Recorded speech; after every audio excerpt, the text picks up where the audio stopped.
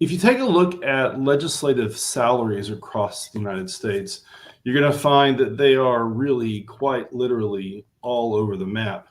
We have salaries as low as $0 in a state like New Mexico that has a legitimately part-time legislature where legislators basically are working as a good public servant, all the way up to California, where salaries are about $107,000 a year, to states like Kentucky, that's somewhere in the middle, where the stated salary for members of the legislature are relatively low.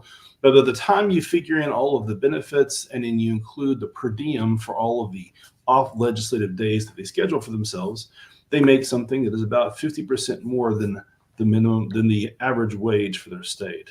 So the question that we want to try to discuss today is whether or not legislative salaries in the United States, either at the congressional level or at the state level, are appropriate, spending most of our time talking about congressional legislative salaries.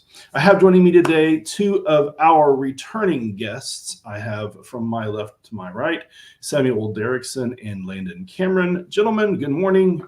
Welcome on this chilly November day, or late October day. I'm glad to be here.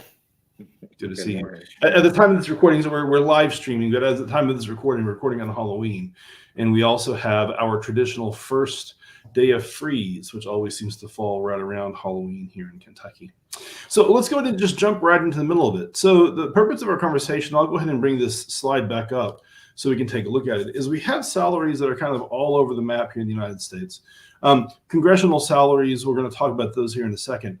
But the fact that there is such a tremendous disparity among salaries leads to an interesting question. Does the fact that some legislators are paid pretty well, like in California, where they make, six-figure salaries, whereas other states get paid relatively poorly, like in New Mexico, does the fact that there's such a tremendous difference change the quality of government that citizens receive? And what does that mean for our national government based upon how our national government is paid? So first of all, before we really jump into the question itself of the impact of legislative salaries, I want to begin by asking you guys, why do people seem to have such a problem when we're talking about legislative salaries? Why is the average person opposed to paying Congress a lot of money? It's always been, I guess, what you could call a third rail of American politics. It's always been something that no one has ever wanted to touch. No one's ever wanted to do it. And I think the average American sees wealthy Congress people in Congress that are much wealthier than they will be or ever will be. And they see them corruptly raising their salaries, or that is the way they see it. And I think that's understandable. Me and you, we don't get to control our own salaries. We don't get to give ourselves a raise. So it seems unfair that they get to do that, I guess, in their eyes. Yeah, and just take it a step further.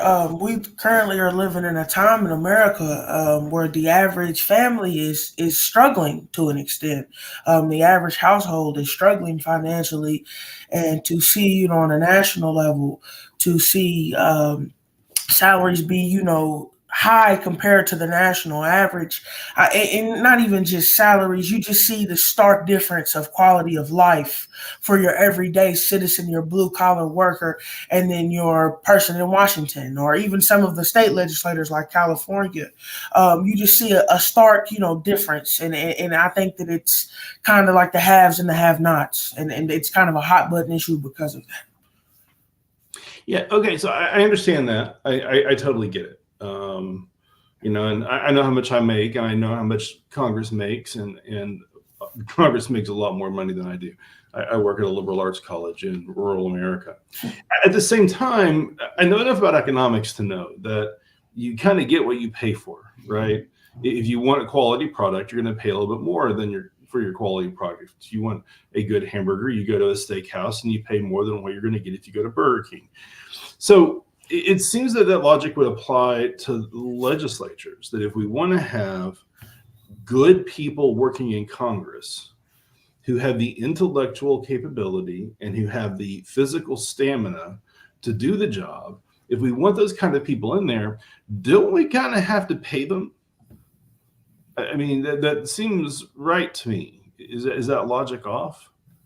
No, I wouldn't. During the course of my research, I found that a lot of people shared that sentiment. A lot of leaders of Congress, like ethical committees and elected official ethical committees, thought the same way. And the fact is that on the national level, we haven't upped congressional pay in almost a decade and a half. And this makes it more susceptible for elected officials to be kind of bought in a sense. It gives them reasons to supplement their income other ways, especially when you get to the state level, where you're talking about some part-time legislators where they make 50,000 less than, like New Mexico. You said Dr. Williams makes zero. It's very easy to corrupt or to be able to get favors out of people who aren't making or aren't doing well for themselves. About how much money do members of Congress make? I mean, we showed the graphic for state legislatures. About how much money are we paying our national legislatures? Their actual salary is about $175,000 a year. Okay, And well, it was set at that in 2009 and hasn't been raised since. I mean, that does sound like a lot of money. I will admit that does sound like quite a bit of money compared to how much I make. But what's the lifestyle like for a member of Congress? What does that $170,000 buy them? That buys them. I mean, their job comes with a lot of influence, like you say, and a lot of power and a lot of popularity. They certainly can raise their own money and own their own money, but their job also comes with a lot of expenses. You have to live in DC, which is an extremely expensive city. You have to own a home in your district. You have to travel back and forth. You raise kids. You may have to send them to college in either your district or in DC.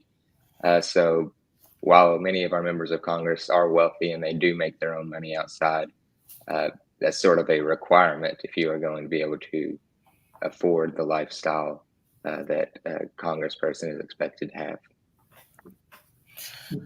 Mr. Dirksen. Yeah, I think that, like, when you look at pay, I know this is going to sound insane coming from a Kentuckian, where the average salary around here is for a household is like, I think, less than 60 grand or so, like that, for just the average person. When you look at it from a congressional standpoint, 174,000 is really not that much, because it's relative. Like, you got to think of the people that they're bumping elbows with, the parties, the things that they are expected to attend, the people they are expected. They got to kind of keep up with the Joneses. It's all about appearances. It's about connections. And when you're sending them to, these huge parties with all these mega donors and all, you know what I'm saying? It's just a different level of expectation. And $174,000 doesn't necessarily put you on par with those people. And if you're not on par with those people, then there's other ways you're going to supplement your income. There's other ways you're going to come up with money. Yeah, that makes sense. Mr. Cameron, you said a second ago that the salary for Congress was set at some point in the past. Why did that happen? What was the process there? Congress they pass a piece of legislation to set their own wage, and then typically that wage is inflation adjusted regularly. But in the past, since 2009, Congress has always stopped that. They've always stopped their own wage, again, because it is seen as politically unpopular. That's an easy win for an unpopular Congress, is to say, well, we're not going to give ourselves a raise this year. So it has stayed the same at 174,000 since 2009. But obviously, factoring in inflation, that means that their real wage has actually decreased steadily since then. Yeah, and this goes back to I'm not sure if did either of you come across the 27th Amendment in your research? Did y'all find that? So 27th Amendment is one of my favorites.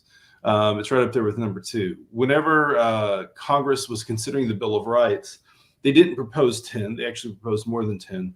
One of the pieces of one of the particular amendments that they proposed was that Congress would not be able to pass itself a pay raise. And the interesting thing was, whenever Congress was creating these amendments, they said that states could vote on them because that's what the Constitution says, but they didn't put a deadline on how long the states had until they voted. And so this one particular amendment was ratified by Congress back in 1789 or 1792, and then it just kind of hung out there for about 200 years until some researchers discovered it. A few conservative states ratified it, and then you had what essentially is happening right now, where there was a legislative salary that was set. And now, as Mr. Cameron, you pointed out, they haven't really been giving someone a pay raise. And so now that dollar amount, in terms of inflation-adjusted dollars, has been dropping pretty steadily. And so now, Mr. Derrickson, you've mentioned several times this idea that if I am not paying a person to the standard of the world that they live, that they are more likely to engage in, shall we say, colorful personal accounting. Go ahead. Yes, sir. Through my research, that was very prevalent to me. The fact is that in this country, there are so many different lobbying entities. There's lobbying firms. There's, straight kind of like bribery, which is becoming less popular than it certainly was in years past. There's super PACs. There's so many ways for wealthy entities, whether it be a business, a person, a PAC, a coalition, whatever you want to call it. They have so many different names. There are so many wealthy entities that are willing to pretty much buy candidates, buy people that, will put their well-being, their interest into account when they make their decisions in Congress.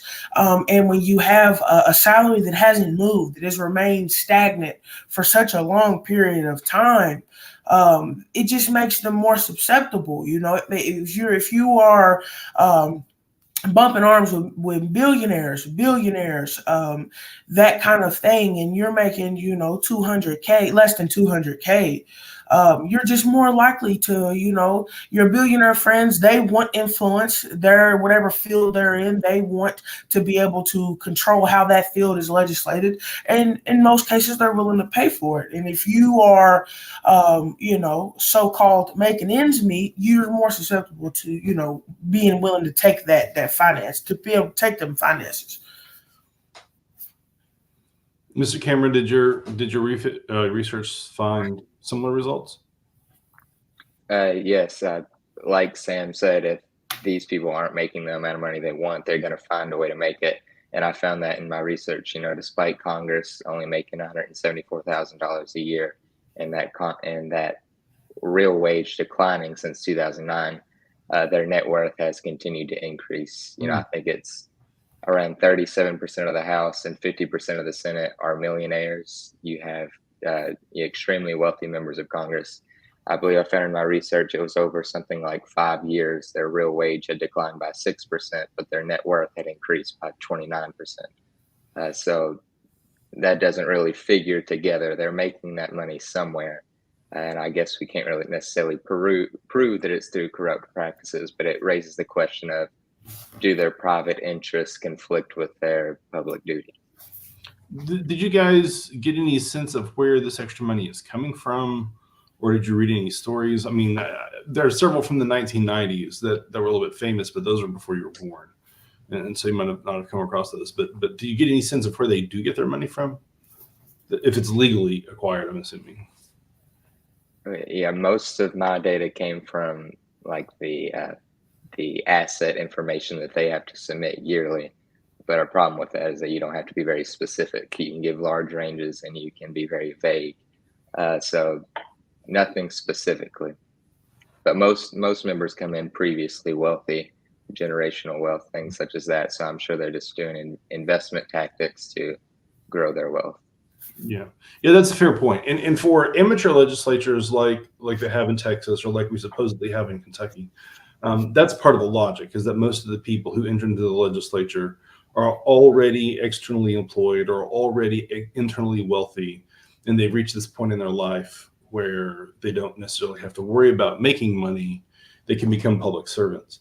But that also seems like, I mean, that argument in and of itself, if you're right, Mr. Cameron, I'm assuming that you are, and most people who enter the legislature are already millionaires and are already independently wealthy, that also sounds like it would skew who gets to be in public office. I mean, like, what would it take for someone like you guys to decide to run for public office as a profession if you have to have a 7-figure bank account in order to be seriously considered, right?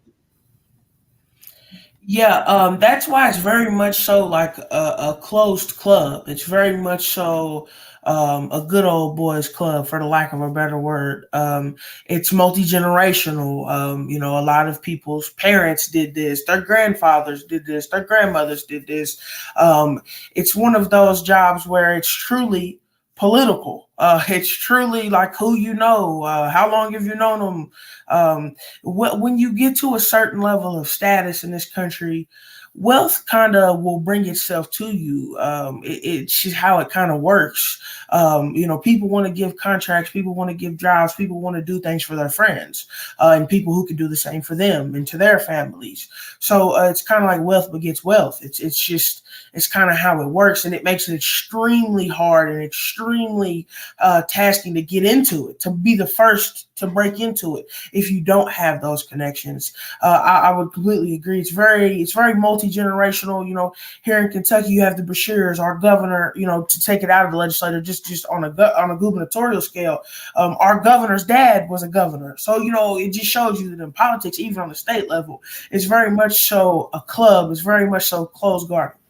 Yeah, and I do feel, since we're talking about this question of lobbying and the impact of corruption, I do feel that I should at least acknowledge the fact that we are currently seeing the early days of a fairly significant scandal in Congress, where Senator Mendez from New Jersey and his wife have been accused of basically taking bars of gold from the Saudi Arabian government in exchange for helping to manipulate American policy in the region. So this is a pretty extreme thing, right? Like the idea that there would be lobbying or that there would be sources of income that are coming in from outside that may be legal or may not be. Is there any indication, are there any other effects that low salary seems to have on legislative behavior, or is it just simply on whether or not our members are working for somebody else? Yeah, there was one interesting thing I found in my research. I wish I could have did it more justice, but I compared the tenure of Pennsylvania legislatures, which make a relatively high salary, and the tenure of South Dakota legislatures, which make one of the lowest salaries in the nation. And what I found was that those legislatures making a higher salary tended to stay in their job longer. So I think for Pennsylvania state senators, the current average tenure was above 8 years, and for South Dakota, that was more around 2. So I wish I could have compared that among all 50 states, but just on that simple comparison itself, I do believe that would hold. That those legislators that make more money tend to stay in their positions longer. You can make more of a career out of it. So can you think of any impacts that might have on the quality of government that you receive if you have an average length of tenure in office? Well, legislating is no easy task. So I think institutional experience is required to be effective for your constituents. I think it would take 2 years or more to learn the rules, much less write a successful piece of legislation. Mm-hmm. Yeah, especially when you're thinking about the breadth of expertise that you might have to have. And I do recall, again, being from Texas, an amateur legislature state, there's a fair amount of concern about what happens, to the point that Mr. Derrickson was making a second ago. What happens whenever I take a member of the legislature that's only served for 2 or 3 years, and I take this person and I put them into a room full of $1 million a year lobbyists who are policy experts that have been devoted to a topic for their entire career? It just doesn't seem like those members of the legislature are going to be fairly equipped. When you have such a high rate of turnover in some states, like you do in some state legislatures, even though that in many states you have to wait a year before you are employed by a lobbying firm or employed by a superpower, whatever the case may be. Even though you have to wait a year, sometimes 2 years, depending. You do see on the national level like a very large, steady stream of, even on the state level to some extent, of former staffers, former legislators who, after they, leave office, they'll go to whatever lobbying firm or they'll go work for whatever company that they had previously been very kind to, and when they was doing, their legislating. It's very common, especially amongst staffers, which, that makes the influence of the actual elected official, their influence on them is very high. So when they can be bought, it's just it can be very dangerous. It can harm your democratic process. Yeah, I can definitely see that. If you're a lobbyist and you're trying to work your way through a piece of legislation, hiring the woman who wrote it is probably a pretty good strategy for knowing more about it than the person who takes the position and has only been there for a couple of years. So we have the fear of lobbying. We have the fear of corruption. We have the fear of legislative malfeasance. We have the problem of more inexperienced legislators who are going to be in office. And then we combine that with the point that you made earlier, the graphic that we saw earlier, that in fact what we're seeing is our Congress becoming having lower and lower incomes every time. So taking collectively, gentlemen, it sounds like you're painting this picture that we should be expecting over the next 10 or 15 years for Congress to become increasingly less professional or increasingly wealthy, and also more concerned about their own income and less concerned about those of the people. Is that a fair summary of what you found? Yes, sir. Wow. So in your opinion then, and this might be where we have to leave it, in your opinion then, should we be focusing on paying Congress more? And do you think that that's something that we could actually pull off? I certainly do. I certainly think we should be focused on paying Congress more, and I certainly think it's something we should pull off. But I will also add that I think that something we would have to do to make that kind of airtight is close the loopholes of Congress people and staffers going to join these companies or going to do these things. We would have to make it to where we would have to kind of tighten the reins on lobbying and tighten the reins on how these companies and these super PACs and the way that these entities go about, imposing their influence. We would have to cut off a lot of the loopholes and then raise the wage so that it actually was effective. Mr. Cameron, what do you think? Yeah, I think you made the perfect overarching statement in the beginning that you get what you pay for. We expect our legislatures to be the best of the best. We expect them to be doctors and lawyers and all of that, but we don't pay them that salary. If you are a fresh out of law school student, you went to 4 years of undergraduate, 3 years of law school, you got 7 years of debt to pay off. You can go serve your country for $174,000 a year. You can go make $250,000 at your law firm in Louisville.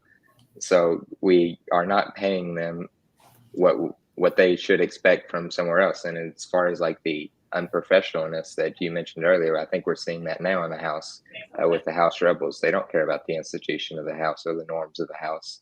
They care about getting on TV. They don't need the money. They want the money. Yeah, and the more you get on TV, probably the better chance you have of getting that good job thereafter. I know that from what I've been reading, from what I've been reading, several of the obstructionists in the House of Representatives who have been key first in getting rid of the previous speaker and then trying to manipulate who gets to be the next speaker, they're already negotiating deals with Fox News and MSNBC. So at the end of the term, they're going to leave their $175,000 a year job and make 7-figure salaries instead of 6. Well, we're running close, almost out of time. I wanted to thank both of our panelists for joining us today. I also wanted to put a plug in for those of you who may have been watching this presentation or who may have seen one of the many that we have recorded over the last few years.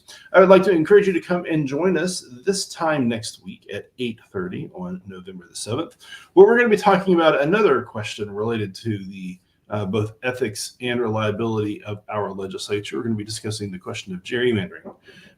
Basically, whether or not state legislators should be able to draw maps to manipulate elective outcomes, therefore favoring their own party to the disadvantage of the will of the citizenry. So I would encourage everybody to join us for that. And until next time, again, thank you for being with us. Good morning and God bless.